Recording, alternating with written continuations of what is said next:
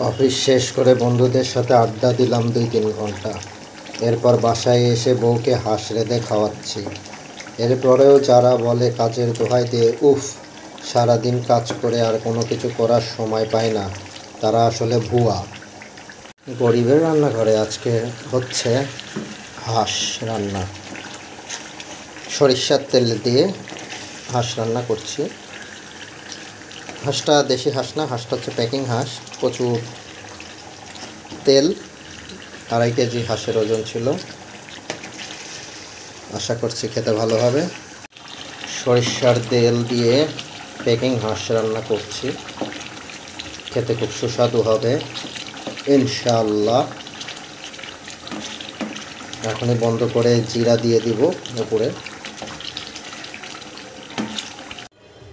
রান্না শেষ, এখন আমি একটু জিরার গুঁড়া দিয়ে দিব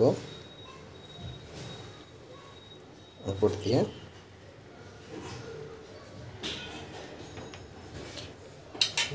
কেমন হয়েছে আমার রান্না? হাঁসটাতে প্রচুর তেল ছিল, যার কারণে অনেক তেল ছেড়েছে, এবং রান্নাটা হয়েছে সরিষার তেল দিয়ে। তো এইভাবে মাঝে মাঝে অফিস থেকে এসে বউকে হাঁস রেঁধে খাওয়াবেন, তাহলে বউ খুব খুশি হবে।